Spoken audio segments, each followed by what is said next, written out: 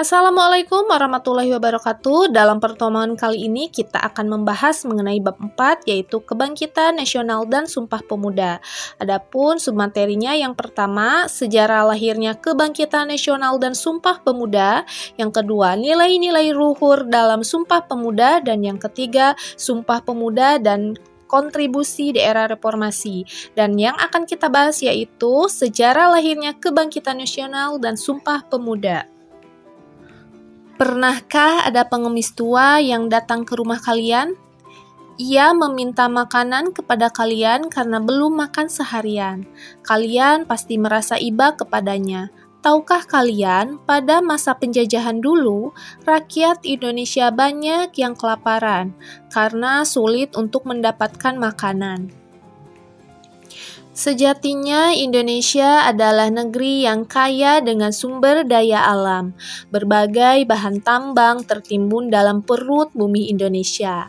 Tanah Indonesia juga sangat subur. Pertanian dan perkebunannya juga sangat melimpah. Karenanya kita mesti bersyukur kepada Tuhan Yang Maha Esa atas karunia ini. Kekayaan sumber daya alam inilah yang membuat bangsa Belanda tertarik menjajah Indonesia karena syahwat keserakahannya.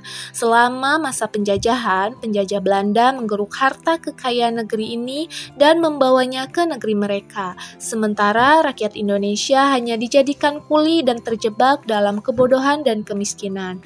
Kerja rodi dan tanam paksa merupakan contoh kebijakan penjajah Belanda yang menyengsarakan rakyat Indonesia.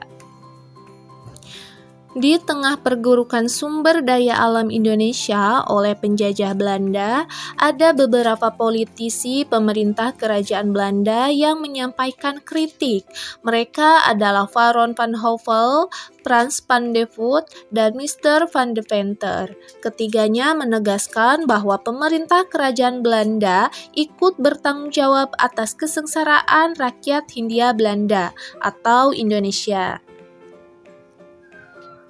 Mereka mendesak agar pemerintah kerajaan Belanda memberikan balas jasa atas kekayaan alam Hindia Belanda yang sudah dikeruknya.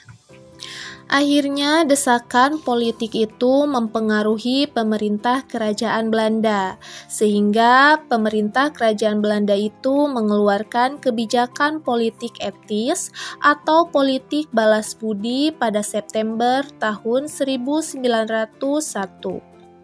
Politik etis ini bertujuan memberikan kesempatan kepada bumi putra untuk mengenyam pendidikan agar menjadi tenaga terampil dan terlatih. Kemudian dipekerjakan sebagai tenaga administrasi perkantoran. Jadi sebenarnya kebijakan politik etis ini untuk kepentingan penjajah koloninya juga. Politik etis menyasar 3 bidang utama. Yang pertama yaitu pendidikan, pertanian, dan kependudukan. Pendidikan diwujudkan dengan memberikan kesempatan kepada bumi putra untuk mengenyam pendidikan, baik di Indonesia maupun di negara Belanda. Pada bidang pertanian dibuat saluran-saluran irigasi untuk mengairi sawah dan ladang. Dibangun pula jalan-jalan lintas di kota untuk akses dan mobilitas distribusi barang. Sementara kependudukan diwujudkan dengan transmigrasi, yaitu memindahkan penduduk dari wilayah yang padat ke wilayah yang lebih sedikit penduduknya. Meski pendidikan hanya bisa diakses oleh kalangan bumi putra tertentu, tetapi setidaknya kebijakan ini memberikan kesempatan kepada sebagian putra-putri Indonesia untuk mengenyam pendidikan. Dari sinilah lahir kalangan terpelajar. Merekalah yang kemudian memberikan warna baru dalam upaya memperjuangkan kemerdekaan Indonesia melalui jalur pergerakan organisasi dan politik. Kalangan terpelajar ini secara intensif membangkitkan kesadaran sebangsa dan setanah air kepada rakyat Indonesia. Dari sini lahirlah berbagai organisasi pergerakan, misalnya Jamiatul Khair, Syarikat Dagang Islam, yang kemudian bertransformasi menjadi Sarekat Islam Budi Utomo, Indis Partis, Perhimpunan Indonesia, Partai Nasional Indonesia atau disingkat PNI, Muhammadiyah, dan Nahdlatul Ulama atau NU. Organisasi pergerakan tersebut memberikan nuansa baru dalam perjuangan kemerdekaan Indonesia. Perjuangan merebut kemerdekaan tidak hanya ditempuh secara fisik dengan angkat senjata saja, namun juga dilakukan melalui jalur pendidikan, ekonomi, serta diplomasi politik dan internasional. Dalam selang waktu yang tidak lama dan berjalan seiring lahirnya organisasi pergerakan, lahir pula organisasi-organisasi kepemudaan. Ada Jong Japa, Jong Sumatera Nenbon, Jong Batak, Jong Islami Tenbon, Jong Cilebes, Jong Ambon, dan Jong Minahasa. Organisasi kepemudaan ini lahir dalam rentang waktu tahun 1915 sampai 1924. Organisasi kepemudaan tersebut awalnya bersifat kedaerahan, namun kemudian muncul kesadaran dari para tokoh pemuda pentingnya membangun persatuan dalam organisasi kepemudaan. Kesadaran ini coba diwujudkan dengan melaksanakan Kongres Pemuda I pada tanggal 30 April sampai 2 Mei 1926 di Batavia. Namun sayangnya Kongres ini belum menghasilkan kemupakatan gerakan perjuangan kepemudaan. Dalam Kongres Pemuda I tersebut muncul gagasan agar organisasi-organisasi kepemudaan melakukan fusi atau melebur jadi satu organisasi. Namun gagasan ini tidak sepenuhnya disetujui. Sebagian organisasi kepemudaan mengusulkan federasi, yaitu kesatuan dalam keragaman organisasi. Sebagian organisasi kepemudaan menyampaikan bahwa organisasi pemuda berbasis kedaerahan tetap dibutuhkan untuk memperkokoh latar belakang kedaerahan menuju persatuan nasional. Sampai akhir Kongres belum bisa mencapai titik temu antar organisasi kepemudaan. Setelah Kongres Pemuda I, lahir organisasi Perhimpunan Pelajar-Pelajar Indonesia atau PPPI. PPPI ini secara intensif melakukan pendekatan dan komunikasi kepada berbagai organisasi kepemudaan.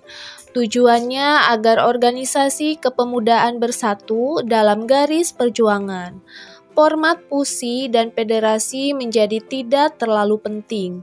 Faktor terpenting adalah adanya kesadaran dan kesamaan pandangan akan pentingnya persatuan bangsa.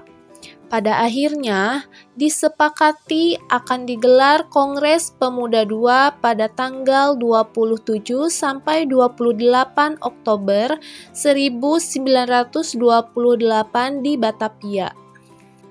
Sugondo Joyo Puspito, Ketua PPPI, didaulat sebagai Ketua Pelaksana. Sementara itu, Djoko Marsaid menjadi Wakil Ketua, Muhammad Yamin sebagai Sekretaris, dan Amir Syarifuddin sebagai Bendahara.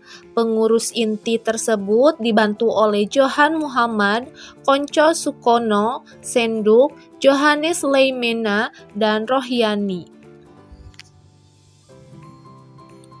Kongres Pemuda II dilaksanakan selama 2 hari, yaitu pada tanggal 27 sampai 28 Oktober 1928. Ada 3 tempat yang digunakan melaksanakan kongres. Hari pertama bertempat di Gedung Katolik Jongelingenbon, Lapangan Banteng. Hari kedua bertempat di Gedung Osjapa Bioskop. Sekarang Jalan Merdeka Utara nomor 14. Hingga tengah hari, kemudian sore hari pertemuan dilanjutkan di Gedung Indonesia Culubuhuis, Jalan Kramat Jaya nomor 106 Jakarta. Sekarang disebut Museum Sumpah Pemuda. Kongres Pemuda II dihadiri kurang lebih 750 pemuda dari berbagai organisasi kepemudaan. Pada kongres tersebut, Sugondo sebagai ketua pelaksana kongres berulang kali menegaskan pentingnya persatuan para pemuda untuk memperjuangkan Indonesia merdeka.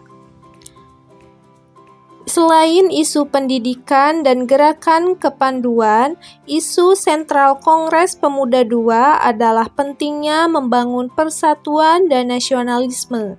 Hingga akhirnya, atas kesamaan pandangan sebangsa, setanah air, senasib, dan sepenanggungan, para pemuda bermufakat mendeklarasikan Sumpah Pemuda sebagai komitmen perjuangan bersama.